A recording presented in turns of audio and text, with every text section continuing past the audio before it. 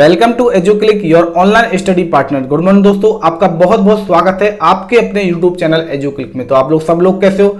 सब लोग अच्छे हो ना? मैं उम्मीद करता हूं कि आप लोग अच्छे होंगे, मस्त होंगे एवं स्वस्थ होंगे। ठीक है, तो कल की पिछली क्लास में मैंने आपको रक्त समूह के बारे में पढ़ाया था। ठीक है, यानी कि ब्लड ग्रुप्स के बारे में पढ़ाया था और ब्लड ग्रुप को 4 वर्गों में बांटा गया है। तो सबसे पहले मैंने आपको यह बताया था कि ब्लड ग्रुप यानी कि रक्त समूह की वो खोज किसके द्वारा की गई थी। तो ये वैज्ञानिक थे कार्ल लैंडस्टीनर। इनके द्वारा सन 1901 में रक्त समूह की खोज की गई थी। ठीक है, इन्होंने रक्त समूह को 4 वर्गों में विभाजित किया था। किसके आधार पर? रक्त में उपस्थित यानी कि जो आरबीसी होती है रक्त में, उनकी सतह पर उपस्थित एंटीजन यानी कि प्रतिजन ए और बी के आधार पर, यानी कि प्रतिजन की उपस्थिति और अनुपस्थिति के आधार पर रक्त को 4 वर्गों में विभाजित किया था। ठीक है, कौन कौन से? ए बी और ओ। इसी को एबीओ सिस्टम कहा जाता है। और एबीओ सिस्टम की खोज किसके द्वारा की गई थी? कार्ल लैंडस्टीनर के द्वारा की गई थी। ठीक है, उसके बाद हमने एबीओ सिस्टम यानी कि ए और बी प्रतिजन के आधार पर 4 वर्गों के बारे में हमने पढ़ लिया। उसके बाद में खोज की गई थी आरएच कारक, यानी कि आरबीसी की सतह पर एक और प्रतिजन पाया जाता है जिसे आरएच प्रतिजन कहा जाता है, यानी कि आरएच कारक। ठीक है, आरएच फैक्टर। तो आरएच फैक्टर की जो खोज की गई थी वो कार्ल लैंडस्टीनर एवं दूसरे वैज्ञानिक थे जिनका नाम था बीनर। तो कार्ल लैंडस्टीनर एवं बीनर के द्वारा आरएच कारक की खोज की गई थी। किसमें? एक बंदर के अंदर की गई थी जिसका नाम था मकाका रीसस। ठीक है, तो मकाका रीसस बंदर में आरएच कारक की खोज की गई थी। तो हमने इन ब्लड ग्रुपों इसके साथ साथ आरएच कारक के बारे में स्टडी की थी। ठीक है, तो एक क्वेश्चन बनता है कि इन ब्लड ग्रुप यानी कि रक्त समूह और आरएच कारक की आवश्यकता क्यों होती है, यानी कि इनकी स्टडी करने की आवश्यकता क्यों होती है? क्योंकि जब हम एक व्यक्ति से दूसरे व्यक्ति के शरीर में रक्त को ट्रांसफर करते हैं यानी कि स्थानांतरित करते हैं, ठीक है, तो इसकी आवश्यकता पड़ती है कि उनका रक्त समूह भी मैच होना चाहिए और इसी के साथ साथ जो आरएच कारक है वो भी मैच होना चाहिए। ठीक है, तो रक्त का एक व्यक्ति से दूसरी व्यक्ति के शरीर में स्थानांतरण क्या कहलाता है? रक्तदान यानी कि ब्लड ट्रांसफ्यूजन कहलाता है। तो आज का जो अपना टॉपिक है वो यही है, रक्तदान। आज हम रक्तदान के बारे में पढ़ने वाले हैं। ठीक है, तो बोर्ड की तरफ देखिए, आपका चैप्टर नंबर 4 चल रहा है जिसका नाम है प्रतिरक्षा एवं रक्त समूह। तो हमने प्रतिरक्षा पढ़ लिया, रक्त समूह में हमने रक्त के बारे में पढ़ लिया। ठीक है, और आज हम पढ़ने वाले हैं रक्त समूह के अंदर की रक्तदान। ठीक है, रक्तदान के बारे में। तो आज का टॉपिक है रक्तदान यानी कि ब्लड ट्रांसफ्यूजन कि रक्तदान होता क्या है। तो रक्तदान यह एक विधि है जिसके तहत किसी एक व्यक्ति से रक्त को दूसरे व्यक्ति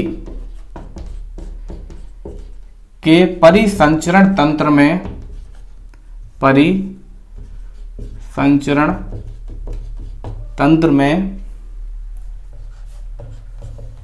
स्थापित किया जाता है। स्थापित या फिर स्थानांतरित किया जाता है। ठीक है, तो रक्तदान क्या है? रक्तदान एक ऐसी विधि है जिसके द्वारा किसी एक व्यक्ति के रक्त को दूसरे व्यक्ति के रक्त परिसंचरण तंत्र के अंदर स्थापित किया जाता है या फिर स्थानांतरित किया जाता है। ठीक है, इसका सरल भाषा में हम देखें तो एक व्यक्ति के ब्लड को यानी कि रक्त को दूसरे व्यक्ति के शरीर में चढ़ाना ही क्या कहलाता है? रक्तदान कहलाता है, यानी कि ब्लड ट्रांसफ्यूजन कहलाता है। ठीक है, तो इसमें हम रक्त को भी चढ़ा सकते हैं और रक्त के अलावा जो रक्त से निर्मित जो उत्पाद होते हैं, रक्त से निर्मित जो उत्पाद होते हैं उन उत्पादों को भी ट्रांसफर किया जा सकता है। कौन कौन से उत्पाद होते हैं? जैसे रक्त में मैंने सबसे पहले बताया था आपको आरबीसी होती है, ठीक है, प्लाज्मा होता है, प्लेटलेट्स होती हैं, प्लेटलेट्स यानी कि बिम्बाणु। ठीक है, तो इन सभी को भी ट्रांसफर किया जा सकता है। किस विधि के द्वारा? रक्तदान यानी कि ब्लड ट्रांसफ्यूजन की विधि के द्वारा। तो अब हम देखते हैं कि रक्तदान है वो सर्वप्रथम कब किया गया था। ठीक है, तो सर्वप्रथम कब किया गया था? तो 15 जून 1667 ईस्वी को एक वैज्ञानिक होते फ्रांस के एक डॉक्टर थे, डॉक्टर जिनका नाम था डॉक्टर जीन बैप्टिस्ट डेनिस। ठीक है, तो सर्वप्रथम रक्तदान को फ्रांस के एक डॉक्टर जिनका नाम था डॉक्टर जीन बैप्टिस्ट डेनिस के द्वारा 15 जून 1667 ईस्वी को किया गया था। तो सबसे पहले जो रक्तदान किया गया था डॉक्टर जीन बैप्टिस्ट डेनिस के द्वारा किया गया था। और किसके अंदर किया गया था? इन्होंने किया था पशुओं से मानव में। ठीक है, तो पशुओं में कौन सा था? पशुओं में थे भेड़ और मानव में था एक 15 वर्ष का बालक। तो भेड़ से 15 वर्ष के बालक में क्या किया गया था? ब्लड ट्रांसफ्यूजन यानी कि रक्तदान किया गया था। इसका मतलब है भेड़ के रक्त को किसके अंदर पहुंचाया गया था? 15 वर्षीय बालक के अंदर पहुंचाया गया था। ठीक है, जब इन्होंने ये कार्य स्टार्ट किया था इसके 10 वर्ष बाद ही 10 वर्ष बाद ही जो ये पशुओं से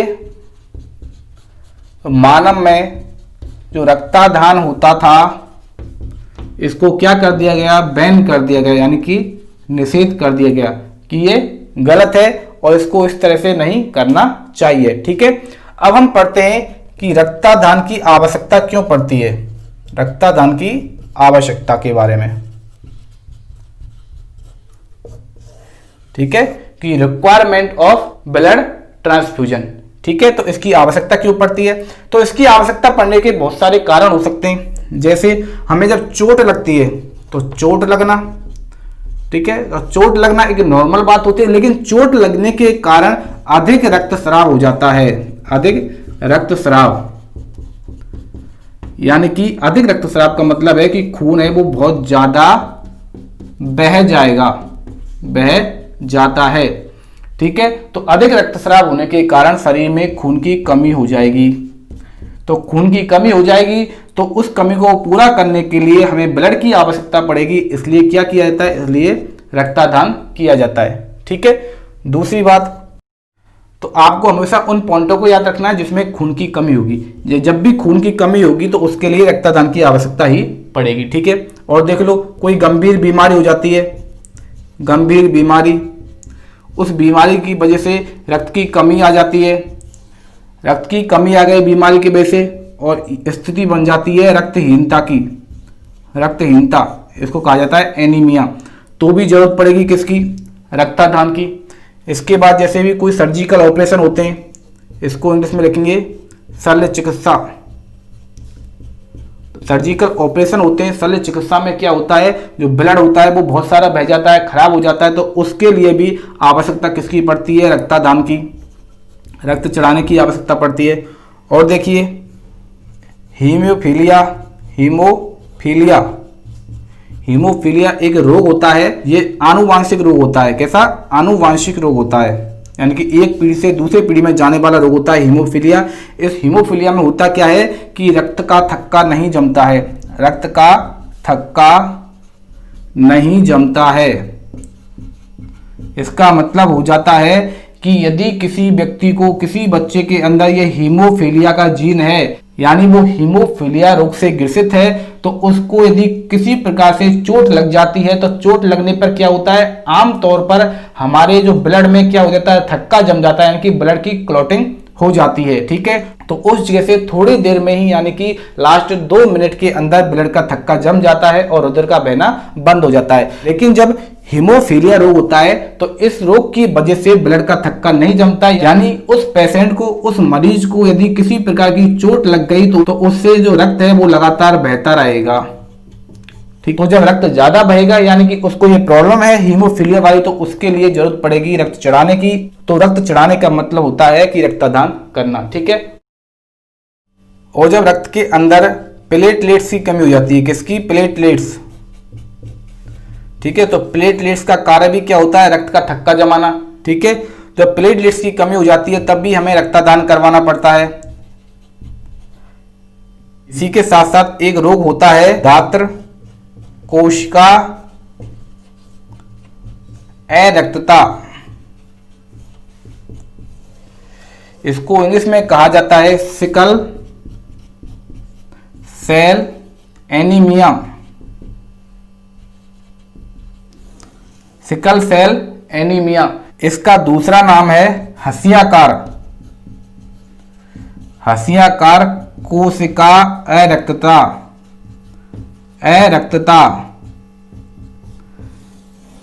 तो इसमें होता क्या है, जो आरबीसी होती है उनकी आकृति हसियाकार हो जाती है, यानी कि वो नष्ट होने लग जाती हैं। ठीक है, इसलिए हमें रक्तदान की आवश्यकता पड़ती है। ठीक है, तो एक बार फिर से देखिए कि रक्तदान होता क्या है। एक व्यक्ति से दूसरे व्यक्ति के शरीर में जो रक्त या रक्त के उत्पादों को जब स्थानांतरित किया जाता है तो वो कहलाता है रक्तदान। कौन कौन से उत्पाद होते हैं रक्त के, मैंने आपको बताया था, आरबीसी है, प्लाज्मा है, ठीक है, उसके साथ प्लेटलेट्स हैं आदि।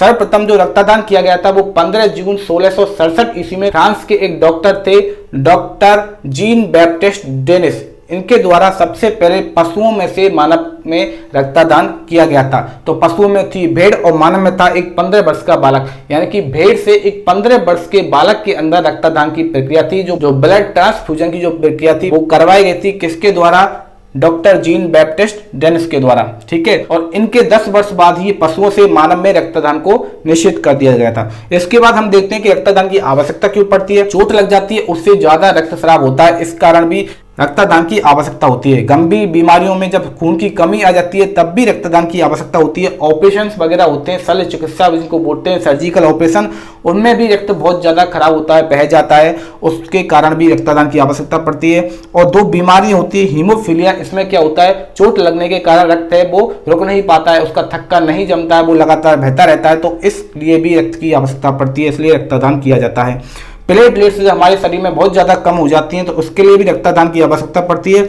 इसी तरह से एक रोग होता है दात्र कोश का अरक्तता, या इसका दूसरा नाम होता है हसियाकार कोश का अरक्तता। ठीक है, इसमें क्या होती है, आरबीसी नष्ट हो जाती है और उनका आकार होता है वो हसियाकार हो जाता है। ठीक है, इसके लिए भी रक्तदान की आवश्यकता पड़ती है। तो आपको इतना यहाँ तक समझ में आ गया होगा। ठीक है, अब इसके बाद हम पढ़ते हैं कि रक्तदान के बारे में हमने पढ़ लिया, उसकी आवश्यकता के बारे में पढ़ लिया। अब हम देखते हैं कि रक्तदान है वो होता कैसे, या कि उसकी प्रोसीजर क्या होती है, उसकी प्रक्रिया क्या है। ठीक है, तो मैं ये रब कर देता हूं और अपन आगे पढ़ते हैं। तो अब देखते हैं रक्तदान की प्रक्रिया। रक्तदान की प्रक्रिया, तो इसकी प्रक्रिया होती है वो एक वैज्ञानिक विधि से होती है, वैज्ञानिक विधि से होती है। इस वैज्ञानिक विधि के कई चरण होते हैं। क्या होते हैं? कई चरण हैं, तो ये कई स्टेप में पूरी होती है। ठीक है, आपको मैं यहाँ एक बात समझाता हूँ। मान लीजिए ये एक आदमी है, ठीक है, एक मानव ये हो गया, एक मानव ये हो गया। ठीक है, तो ये तो होता है रक्तदाता है, यानी कि ब्लड डोनर है। ठीक है, यानी कि रक्त, ये तो हो गया देने वाला। ठीक है, और ये हो गया रक्त ग्राही, यानी कि रिसीवर। ठीक है, इसको बोलते हैं लेने वाला। ठीक है, अब आप ये सोचिए जो रक्त लेगा, यानी कि जिसके शरीर में रक्त की कमी होगी, तो वो कौन होगा? वो ऑलरेडी होगा एक मरीज होगा। क्या होगा? मरीज। ठीक है, तो आपको ये बात याद रखना है कि एक तो होता है दाता और एक होता है ग्राही, यानी कि एक होगा देने वाला, एक होगा लेने वाला। तो ये देने वाला लेने वाले को रक्त, ठीक है, देगा, यानी कि रक्तदान करवाएंगे हम इस तरह से। ठीक है, तो रक्तदान की जो प्रक्रिया है वो कई चरणों में होती है। सबसे पहले हम देखते हैं कि जो रक्तदाता होता है, जो डोनर होता है, ठीक है, जो रक्त देगा, उसका हम सबसे पहले स्वास्थ्य परीक्षण करेंगे। क्या करेंगे? स्वास्थ्य परीक्षण करेंगे। ठीक है, स्वास्थ्य परीक्षण किस प्रकार से किया जाता है? जो देने वाला होता है, जो डोनर होता है, उसका सबसे पहले हम देखते हैं कि उसका वेट प्रॉपर है या नहीं है, यानी कि करीब करीब 55 किलो वेट होना आवश्यक होता है। ठीक है, कि उसमें वेट है या नहीं, और उससे ये पूछताछ की जाती है कि उसके अनुसार उसको कोई बीमारी तो नहीं है, ठीक है, जिसका उसका इलाज चल रहा हो। तो इसके बारे में इस तरह से स्वास्थ्य परीक्षण किया जाता है। स्वास्थ्य परीक्षण करने के बाद हम करेंगे अब रक्त का संग्रहण। क्या करेंगे? रक्त का संग्रहण, यानी कि ब्लड कलेक्शन का कार्य किया जाएगा। ठीक है, तो ये पॉइंट बनता है रक्त संग्रहण। अभी रक्त संग्रहण किया किस प्रकार से जाता है? हमको एक दाता तो मिल गया है, एक दाता मिल गया है, और एक हमको जो ग्राही है, ग्राही मिल गया है, यानी कि देने वाला है और रक्त को लेने वाला है। ठीक है। तो देने वाले की हमने स्वास्थ्य परीक्षण की जांच कर ली है।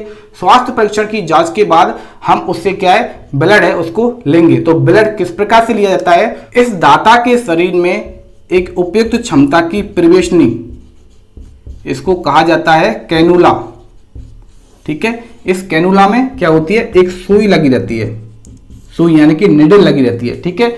तो इस कैनुला को हाथ में लगा दिया जाता है, यानी कि नसों में लगा दिया जाता है। कहां पे लगा दिया जाता है, नसों में लगा दिया जाता है, ठीक है। जैसे ये हो गया हाथ, ठीक है, यहां पे हमने कैनुला अंदर लगा दिया है। ये इस तरह से कुछ कैनुला होता है। इस कैनुला के जो लास्ट वाला ये पॉइंट होता है, यहां पर इसमें अंदर निडल होती है, और ये निडल होती है वो घुस जाती है अंदर नसों के अंदर, ठीक है।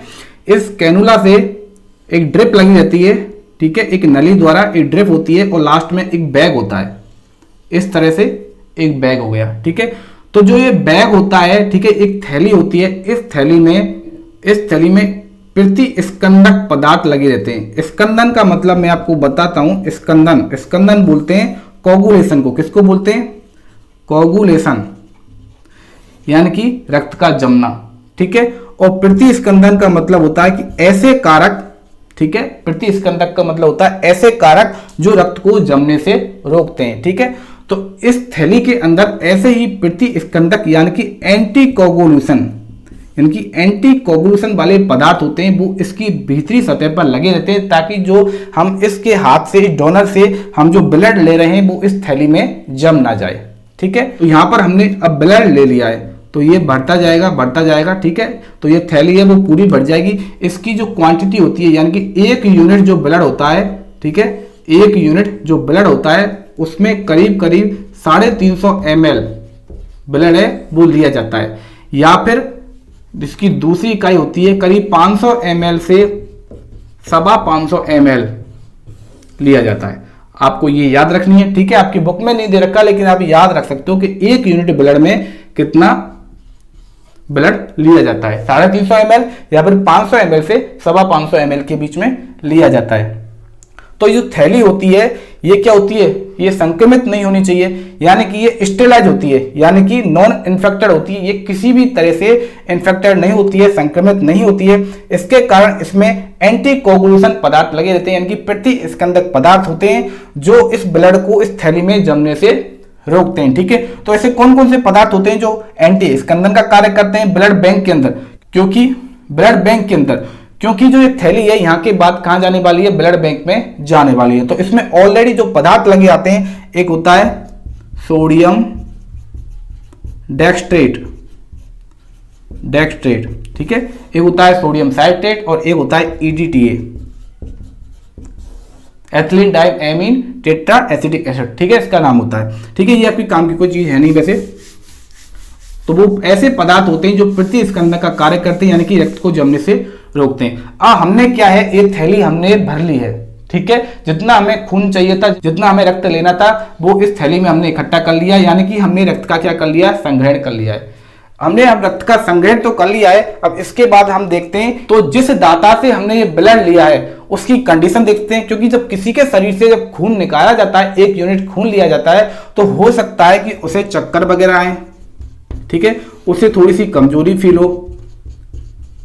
हो। तो ये सब एक डॉक्टर की निगरानी में किया जाता है। किसकी निगरानी में, ये एक डॉक्टर की निगरानी में किया जाता है। यदि उसे कुछ ऐसी प्रॉब्लम आती है जैसे चक्कर वगैरह आते हैं, ठीक है, तो डॉक्टर द्वारा कुछ दवाइयां भी प्रोवाइड करवाई जा सकती हैं, ठीक है। वैसे आमतौर पर सिर्फ चक्कर वगैरह आते हैं, ऐसा कुछ ज्यादा मेजर कुछ ऐसा होता नहीं है टेंशन लेने वाला, ठीक है। तो एक डॉक्टर होता है वो दवाई दे सकता है। तो ये सब कुछ होता है वो एक डॉक्टर की निगरानी में होता है। अब हमने क्या कर लिया है, रक्त का हमने संग्रहण कर लिया है। अब रक्त के संग्रहण करने के बाद इस रक्त की जो थैली है, इस रक्त थैली को कहां पहुंचा दिया जाता है, इसको हम पहुंचा देंगे पिड़सीतन क्षेत्र में, पिड़सीतन संग्रहण क्षेत्र में, ठीक है, पिड़सीतन संग्रहण क्षेत्र में, यानी कि ठंडे स्थान पर इसको पहुंचा दिया जाएगा। इसको हम बोलेंगे रेफ्रिजरेशन स्टोरेज में इसको पहुंचा दिया जाएगा। यहां पर जो टेम्परेचर होता है वो मेंटेन किया जाता है 4.4 डिग्री सेंटीग्रेड, यानी कि इस ब्लड की थैली को 4.4 डिग्री सेंटीग्रेड के अंदर रखा जाए और यह इस तरह से 42 दिन तक ये जो ब्लड होता है वो खराब नहीं होता है। ठीक है, तो जो संग्रहण किया जाता है वो 4.4 डिग्री सेंटीग्रेड पर किया जाता है, यानी कि काफी कम तापमान पर संग्रहण किया जाता है। ताकि होता क्या है, कम तापमान पर संग्रहण करने के कारण जो रक्त में उपस्थित जो जीवाणु वगैरह होते हैं और जो कोशिकाएं होती हैं, तो जीवाणु हैं वो वृद्धि नहीं कर पाएंगे, इसी के साथ साथ जो कोशिकाएं वो थोड़ी धीमी पड़ जाएंगी। ठीक है, तो अब हमने क्या किया, रक्त का हमने संग्रहण कर लिया। ठीक है, इसको हमने स्टोरेज में पहुंचा दिया। अब इसके बाद होता है इस रक्त की क्या की जाएगी, जांच की जाएगी।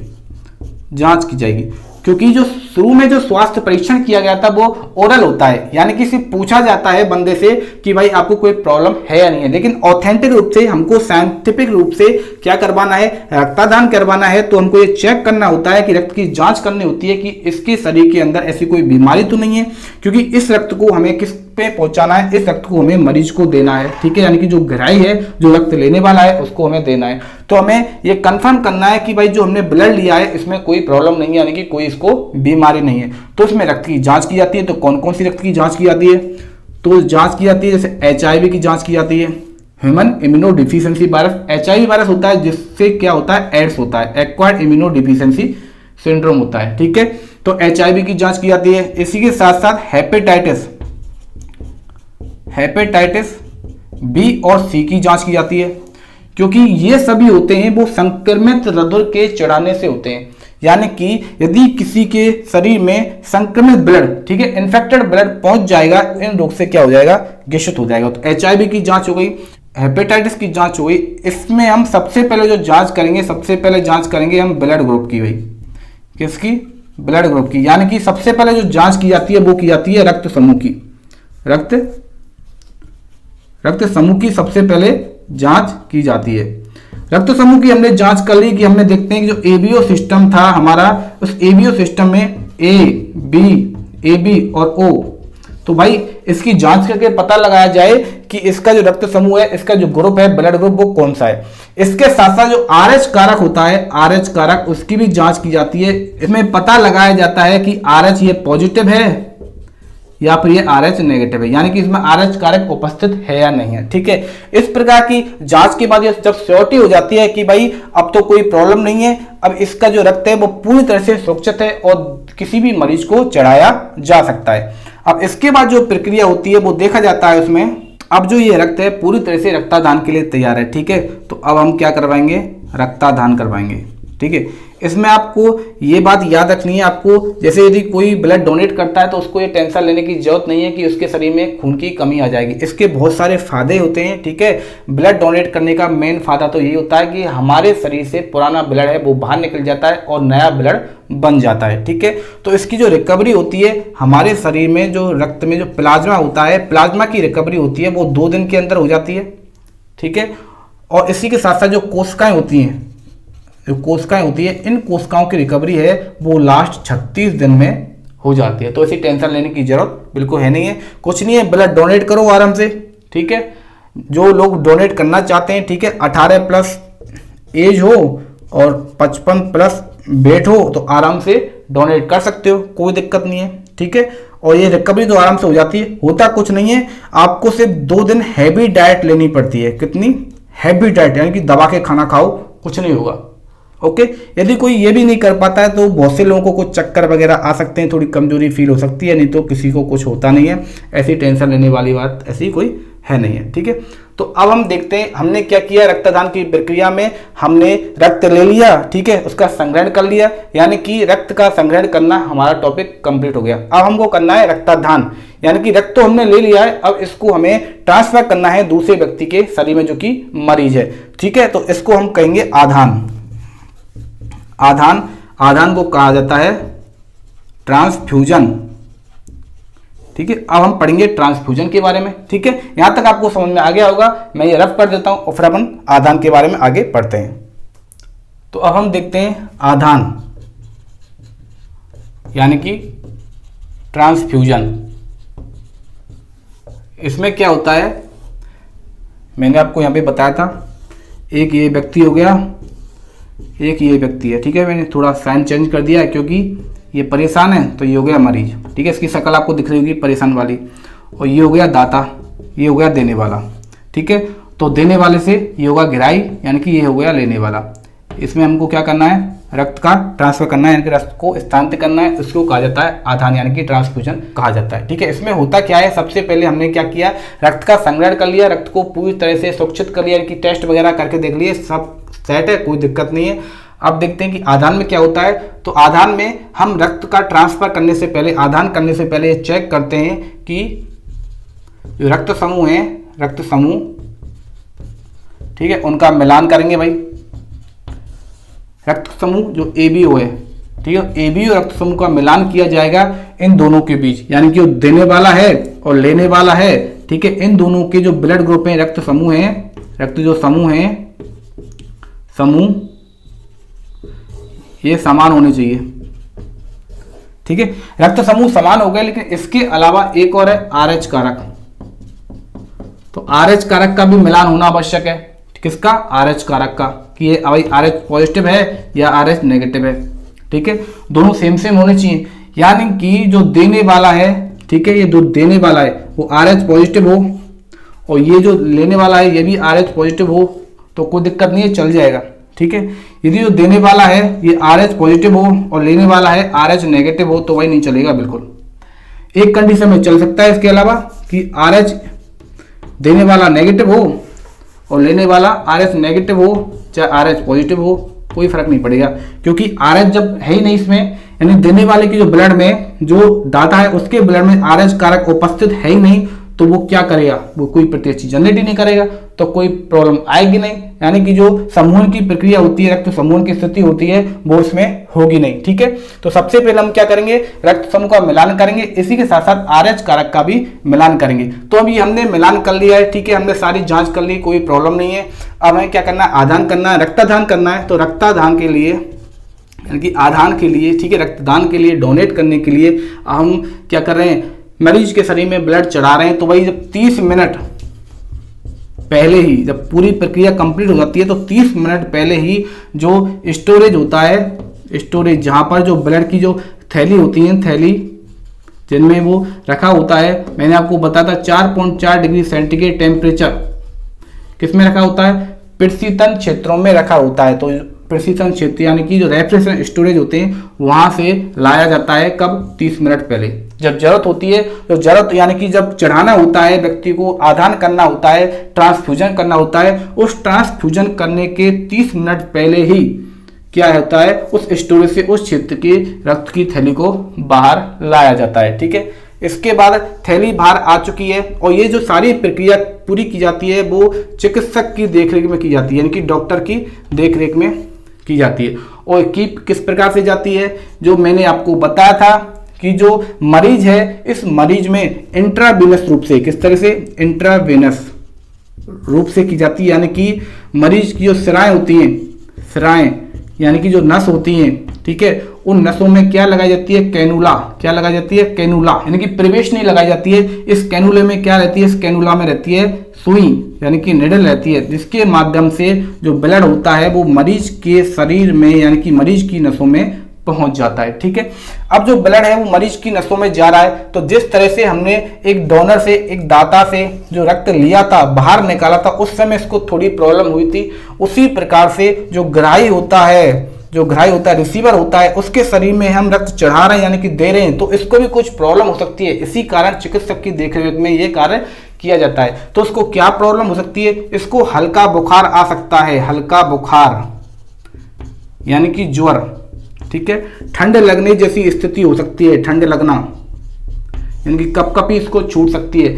इसी के साथ साथ इसका जो ब्लड प्रेशर है, जो बीपी है, वो बढ़ सकता है, वो कम भी हो सकता है। इसके साथ इसकी जो हार्ट रेट है, हार्ट रेट, ठीक है, वो भी कम हो सकती है, वो भी बढ़ सकती है और ज्यादा भी हो सकती है, ठीक है।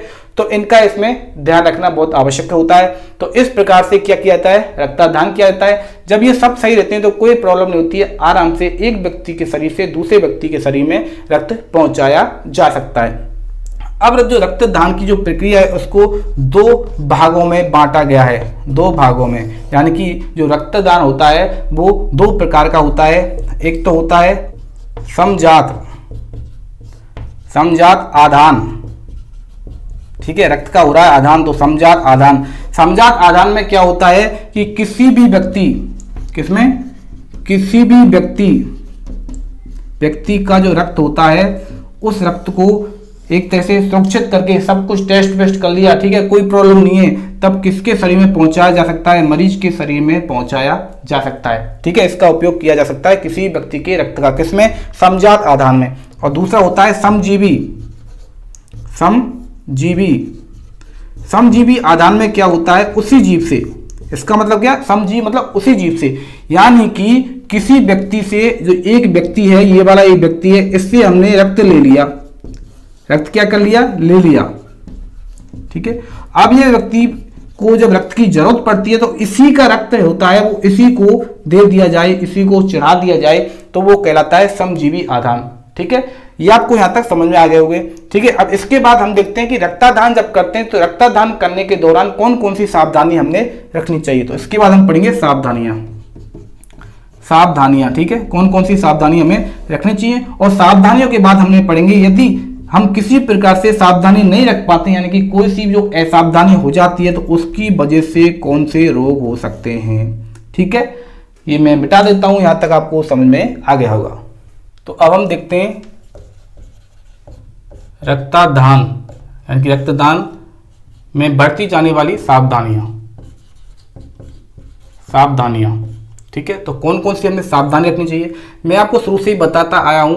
सबसे जो पहली सावधानी है कि जो दाता है, यानी कि रक्त देने वाला है, और जो ग्राही है, ठीक है, इन दोनों के जो रक्त समूह है, यानी कि जो ABO समूह हैं, ये आपस में मैच होने चाहिए, यानी कि इनका मिलान आवश्यक है, ठीक है। तो ये सावधानी हमको रखनी है कि दाता और ग्राही का जो ब्लड ग्रुप है वो सेम होना चाहिए, ठीक है। दूसरी सावधानी हमें जो रखनी है उसमें ये रखनी है कि RH जो कारक है, RH कारक, इसका भी क्या होना चाहिए, मिलान होना चाहिए, ये भी मैच होना चाहिए भाई, ठीक है। तीसरी सावधानी हमने ये रखनी है कि हमने जो संग्रहण किया है किसका, रक्त का संग्रहण करने के बाद इस रक्त को हमें जो प्रशीतक क्षेत्र में इसको रख देना चाहिए। प्रशीतक क्षेत्र का मतलब क्या है, रेफ्रिजरेशन स्टोरेज, यानी कि इसको ठंडे वातावरण में रख देना चाहिए। मैंने क्या टेम्परेचर बताया था, 4.4 डिग्री सेंटीग्रेड, ठीक है, ताकि ये रक्त खराब ना हो। इसका हमने संग्रहण कर दिया। इसके बाद हमें ये देखना चाहिए कि जब हम इस संग्रहण कर रहे हैं, यानी कि जब हम ब्लड का कलेक्शन करते हैं, यानी कि संग्रहण करते हैं, तो इस कलेक्शन के दौरान किसी भी तरह से जो ब्लड होता है वो इन्फेक्टेड नहीं होना चाहिए, यानी कि संक्रमित नहीं होना चाहिए, तो ये भी हमें सावधानी रखनी चाहिए। इसके बाद और क्या सावधानी हमें रखनी चाहिए कि जो ये प्रक्रिया होती है, यानी कि जो रक्तदान की प्रक्रिया होती है, रक्तदान जो ब्लड ट्रांसफ्यूजन की जो प्रक्रिया होती है, यह एक चिकित्सक की देखरेख में होनी चाहिए। किसकी देखरेख में, चिकित्सक की देखरेख में होनी चाहिए, ठीक है। और क्या सावधानी रखनी चाहिए, इसमें जो अगली सावधानी हमको रखनी चाहिए कि हमने संग्रहण कर लिया, ठीक है, कलेक्शन कर लिया, इसको हमको पहुंचा दिया, प्रशीतक क्षेत्र में भी रख लिया, ठीक है, और रक्त को हमने इन्फेक्टेड होने से बचा लिया। तो इसके बाद इसमें जो टेस्ट करने चाहिए, इसमें क्या करनी चाहिए, रक्त की जांच करनी चाहिए, पूरी तरह से रक्त की क्या करनी चाहिए, जांच करनी चाहिए, और ये पता लगाना चाहिए कि इसमें कोई हानिकारक भाई रोगजनक तो नहीं है, यानी कि रोगाणु तो नहीं है, ठीक है, और हानिकारक कोई तत्व तो नहीं है, ठीक है। इसकी जांच पूरी तरह से कर लेनी चाहिए।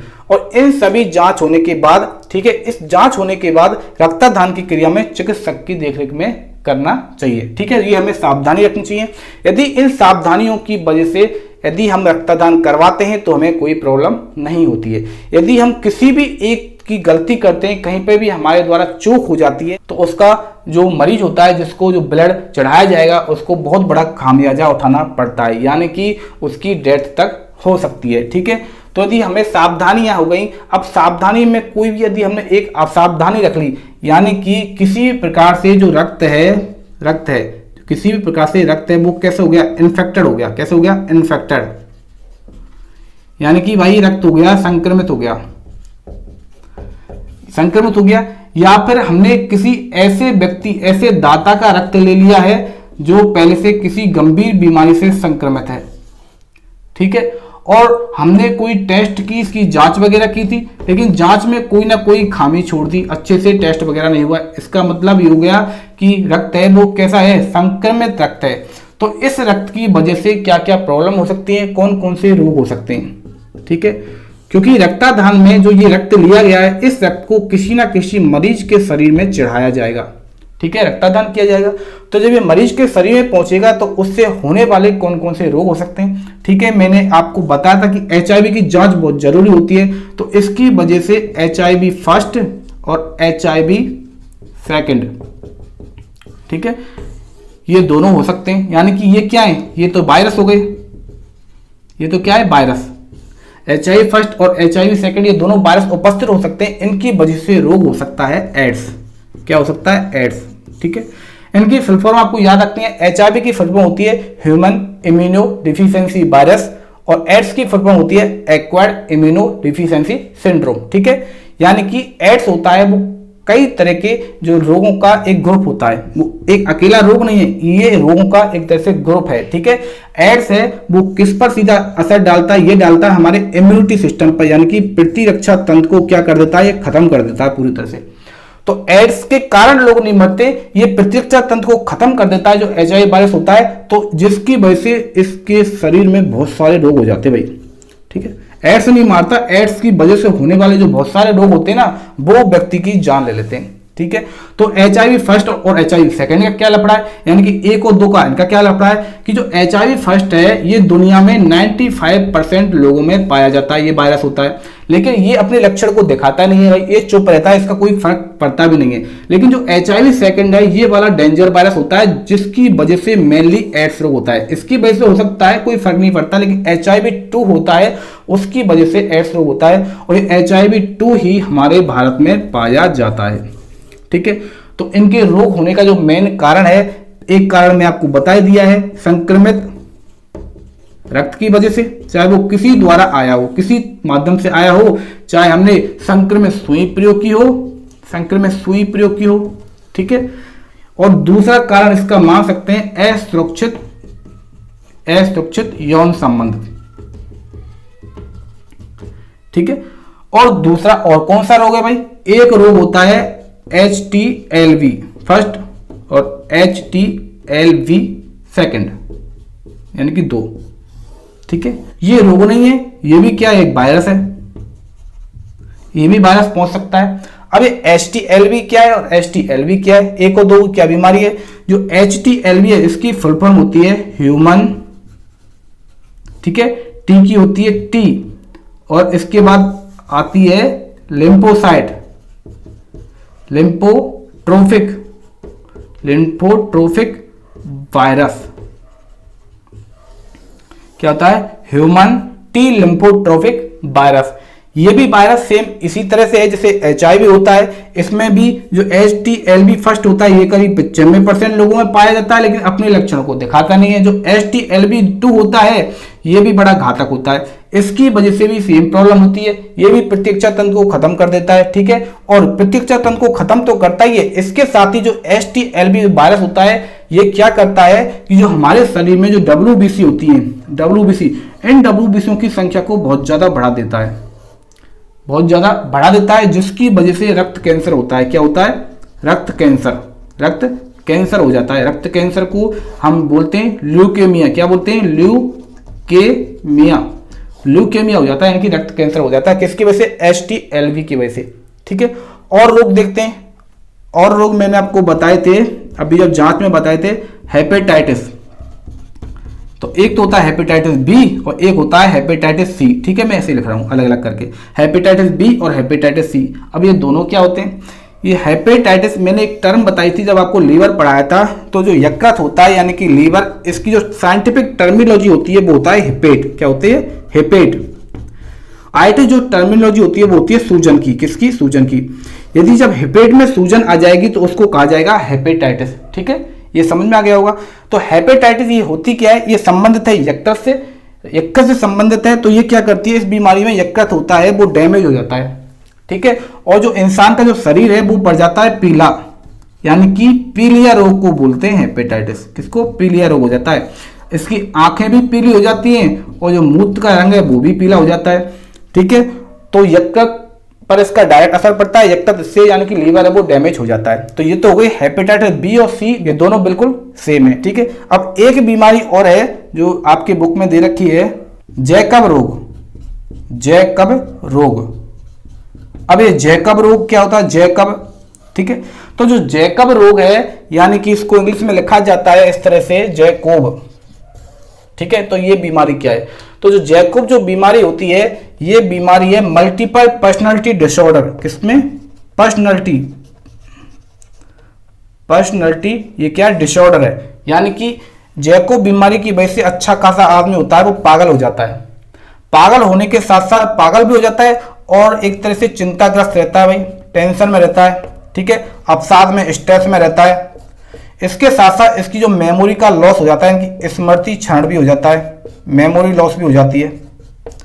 ठीक है, और जब ज्यादा स्थिति खराब हो जाती है तो आदमी है वो जो मरीज है वो कोमा में चला जाता है, कोमा में भी चला जाता है। तो बड़ी घातक बीमारी है जैकोब बीमारी। ठीक है, तो ये जैकोब बीमारी होती है, ये भी इसी तरह से हो सकती है, यानी कि जब ब्लड है वो इन्फेक्टेड होगा, जो संक्रमित ब्लड है वो किसी दूसरे व्यक्ति के शरीर में चढ़ा दिया जाएगा, तो उससे ये सारी बीमारियां हो सकती हैं। ठीक है, तो जो रक्तदान में इसलिए कहा जाता है कि रक्तदान करते समय बहुत ज्यादा सावधानी की आवश्यकता होती है। मेन सावधानी तो ये रखनी है, सबसे पहले ब्लड ग्रुप मैच होने चाहिए, आरएच कारक मैच होना चाहिए, इसके साथ साथ कोई भी प्रॉब्लम नहीं होनी चाहिए, इसको कोई भी बीमारी नहीं होनी चाहिए। ठीक है, तो ये हो गया जो रक्त समूह वाला जो चैप्टर है, इसमें मैंने आपको रक्त पढ़ा दिया।